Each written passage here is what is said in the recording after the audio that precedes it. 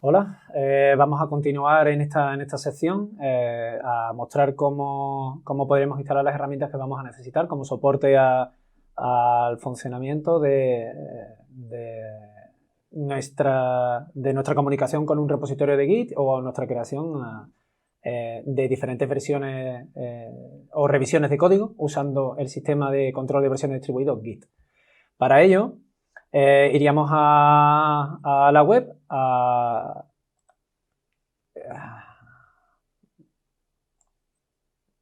si buscáis, es muy sencillo. La referencia aparece al principio, lo único que he puesto es git download. Me iría al cliente o a la opción que yo necesitara. Por ejemplo, voy a tirar en este caso para Git y descargaría el binario que me hiciera falta según mi equipo. Si tengo un equipo de 32 bits, instalaría la versión de 32 bits. Si tuviera uno de 64 bits, instalaría uno de 64 bits. Como podéis comprobar y os comenté antes, es software libre. Estáis viendo la pantalla de software libre, la ruta. Aquí no tocaría nada en esta parte. Nada. Bien. Aquí sí que recomiendo que hagáis un cambio, especialmente los usuarios que prefieren trabajar con Windows. Recomiendo que cambien el editor Vim, el Vim Improved, que lo modifiquen por el Nano. Use Nano. Por supuesto tenéis la opción de enlazar la edición de código, por supuesto, con otras opciones como estáis viendo, pero para el objeto de este curso vamos a hacerlo con Nano. Le damos a siguiente. Bien, aquí tenemos tres opciones, ¿vale?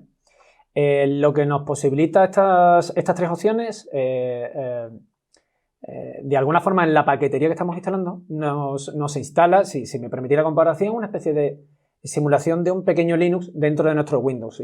Instala un juego de herramientas que permite lanzar comandos propios de Linux dentro de Windows. Entonces, con esta opción, pues podría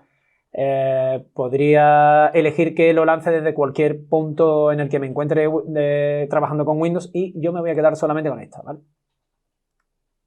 Vale, esto lo dejo por defecto, que use OpenSSL. Bien, esta es una parte muy importante que tenemos que elegir, ¿vale? Os comento. Los usuarios de Linux tienen por regla general muy presente que el salto de línea, digamos, en Linux y en Windows difieren.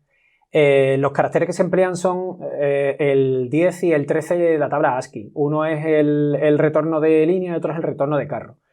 En Linux y en Windows existe una diferencia, ya que en uno se utiliza el 13 y el 10 y el otro a lo mejor solo se utiliza uno de los dos códigos.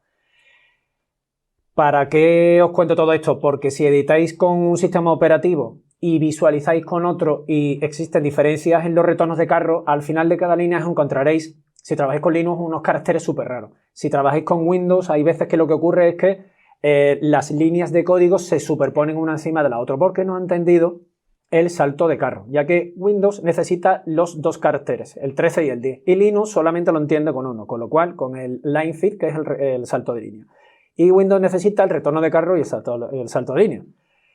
Si no tiene los dos, en Windows veríais una aberración si lo edita con Linux, y en el caso de Linux lo que veríamos es, al final de cada línea veríamos un carácter que parece como una especie de basura, ¿vale? Entonces, si vamos a trabajar siempre con el mismo sistema operativo, yo dejaría esta, checkout as sys, commit as sys, y no os vais a encontrar ningún tipo de diferencia. Que lo hacéis con este, que es el que él recomienda, checkout Windows Style, commit Unix Style. Si lo hacéis con este, en cada uno de los commits vais a ver un mensaje de advertencia diciendo, oye, atención, estás haciendo un checkout en el estilo de Windows y estás haciendo el commit con el estilo de Linux. Como es muy molesto, vamos a suponer que todos los colaboradores del equipo trabajan con el mismo sistema operativo y por lo tanto los ficheros de texto tienen las mismas marcas para hacer el salto de línea, ¿vale? Es decir, checkout as sys, commit as sys. Le damos a siguiente.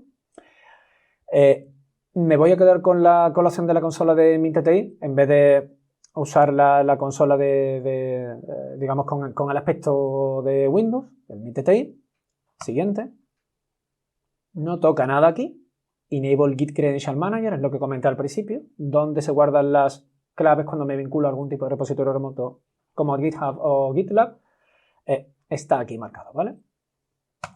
Le doy a instalar y esto empieza a hacer su trabajo.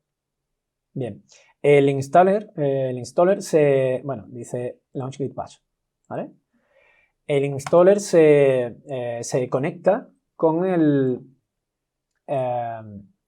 Explorer de Windows, es decir, aparece una acción asociada cuando clico en una carpeta cualquiera, le doy al botón derecho del ratón y existe la posibilidad de git bash here.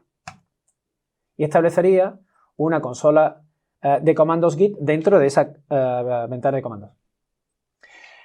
Aquí, a continuación, vamos a ver cómo creamos los repositorios y vamos a ver cómo trabajar con los diferentes escenarios que se han propuesto antes. Existe una herramienta que se llama tcadiff, que también hemos descargado, que es esta, que para usarla lo que haremos será irnos a la ruta en la que se ha instalado la herramienta, que es en archivos de programa.